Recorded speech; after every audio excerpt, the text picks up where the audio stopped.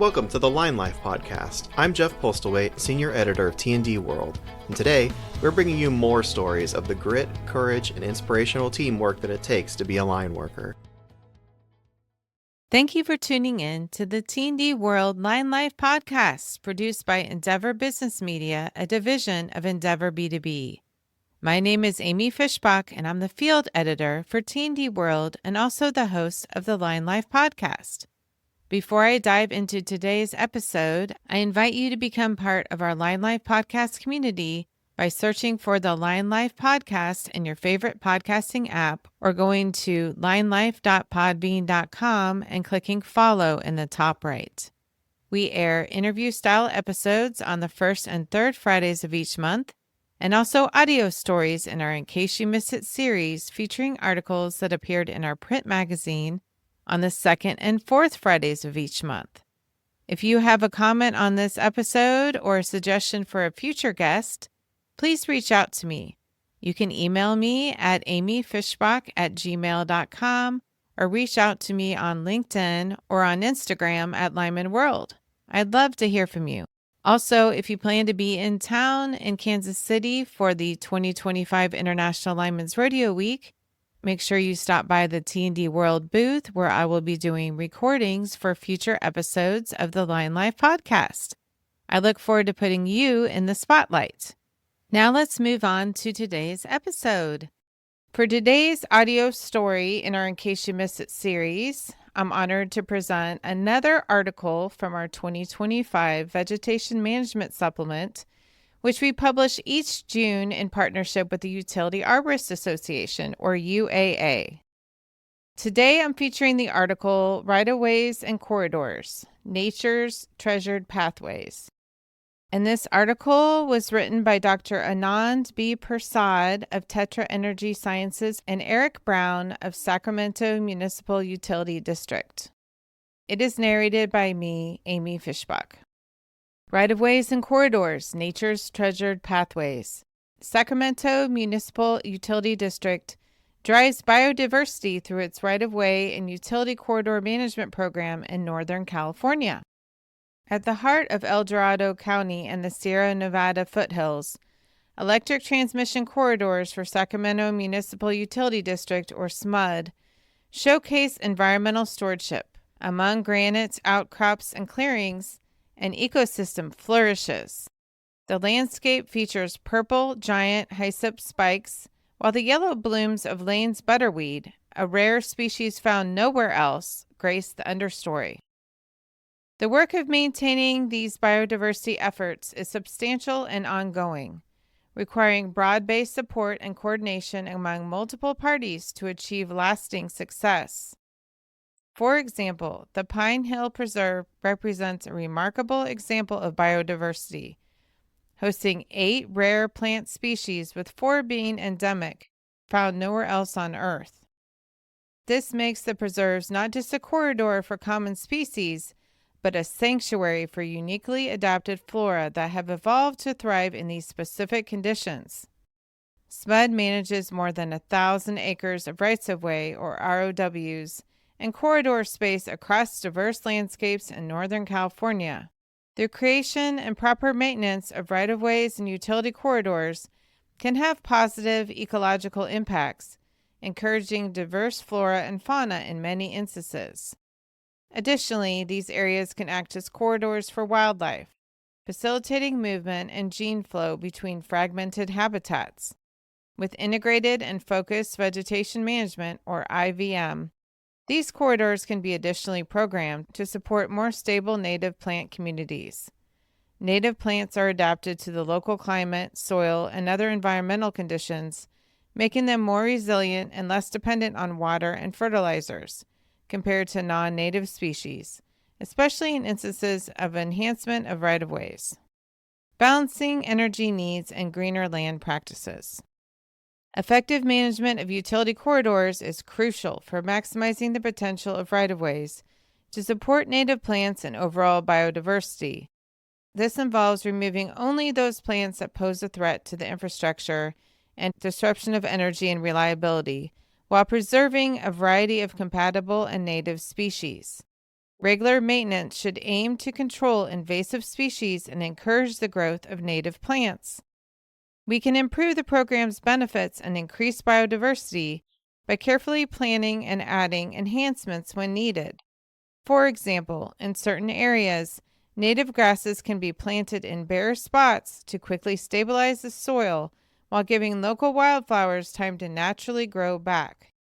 When managed with ecological principles in mind, utility corridors can thus support a wide range of native plant species, including those that are rare, threatened, or endangered, like RTE species. At SMUD, several real-world cases can be observed with the proliferation of some RTE species in relative abundance in corridors because of stewardship, IVM, and other programs. These ecological management practices will become increasingly vital as we work to establish and maintain diverse, low-growing native plant communities under utility lines that enhance both habitat value and conservation efforts. Benefits of native plants include habitat provision, lower resource inputs, enhanced resilience to climate conditions, and stable community development without monoculture formation. The value of adaptive research. Adaptive research in right-of-ways can answer pragmatic questions and provide hit-the-ground-running and palatable solutions at reasonable return on investment, or ROI. Additionally, it's important to incorporate new tools, artificial intelligence, or AI, and machine learning, or ML-based and remote sense tools like LiDAR and imagery, while important, often leave interpretation gaps and may sometimes not align with management planning and experiences. Research can help smoothen the AI management front and bring alignment and greater meaning to using those tools. In the case of biodiversity and native plant communities, greater use of data conversion to meaningful interpretation can guide analytical systems as we realize the following. Number 1, mitigation. Implementing innovation and using tested protocols to scale can encourage native plants, especially in mitigation, which helps in rehabilitating landscapes and natural habitats. Number 2, sustainable initiatives. Native plants promote sustainability, reduce environmental impact, and can result in more stable plant communities, which are important as we consider ROI and inputs. Number 3, pollinators and wildlife. Many native species support pollinators, birds, and other small and large vertebrates. Number 4, erosion control. Native plants with deep root systems help in controlling soil erosion and stabilizing slopes, which is an important consideration, especially post-construction or in mitigation efforts. Research collaborations also can be rewarding, as various partners are now connected and day-to-day activities of all parties become intertwined into realizing a common goal. This is often difficult to manifest and have all aligned outside of a formal research setting. Beyond IVM, mitigation hierarchy. Mitigation is a necessary part of right-of-way maintenance. Its constant development and need for innovation sometimes lead to considerations outside of core IVM practice. Preference levels bring heightened efforts that surpass the need just to manage vegetation. We must also manage for avoidance of doing irreversible impact to existing plant communities and ultimately preservation as a management tool. Examples include on-site construction where conservation takes priority to avoid recreation of the wheel. Proactively managing before projects, such as invasive species counter programs, utility line maintenance, new construction, and soil management work like erosion control, can all benefit from implementation of the mitigation hierarchy model. In many cases, native plant populations are coexisting with the problem at hand. Fragmenting work sites compared to blanket treatments help preserve ahead of deploying management tactics, positively impacting long-term IVM and ROI.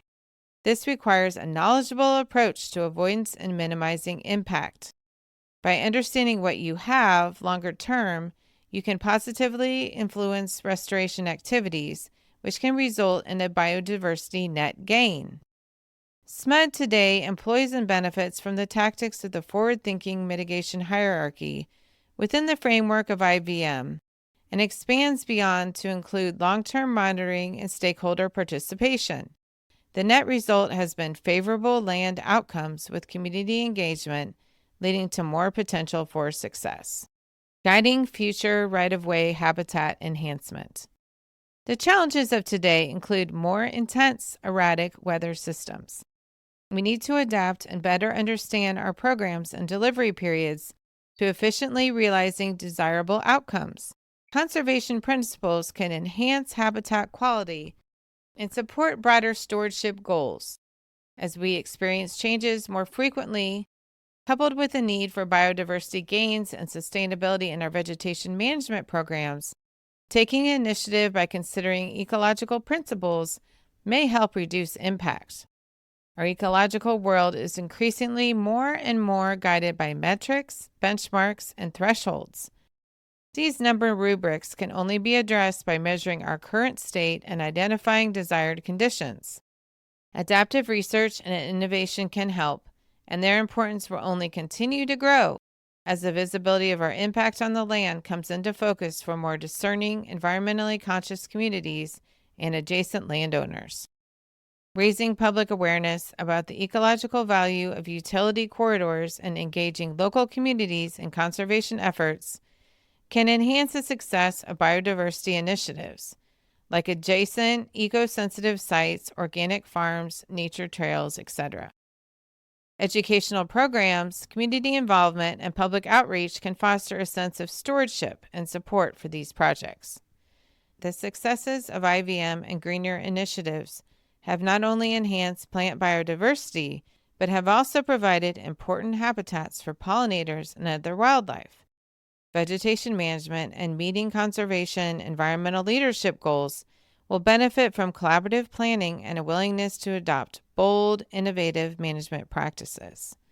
Utility corridors, also when managed with ecological principles in mind, have the potential to support a diverse array of native plant species and contribute to biodiversity conservation.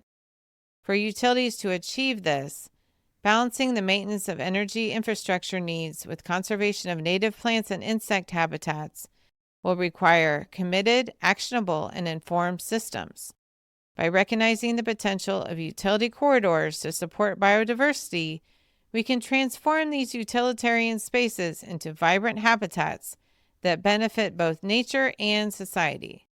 This article was written by Dr. Anand Prasad, the founder and director of research with Tetra Energy Sciences, LLC.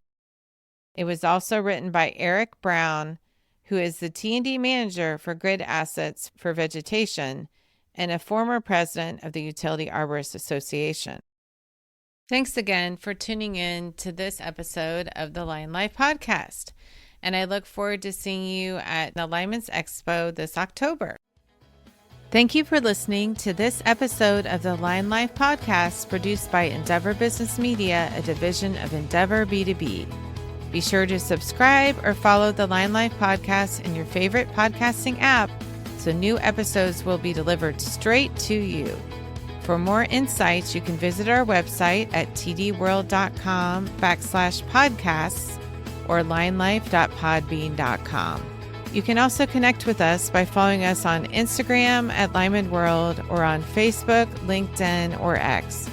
Thank you so much for listening to this episode of the Line Life Podcast.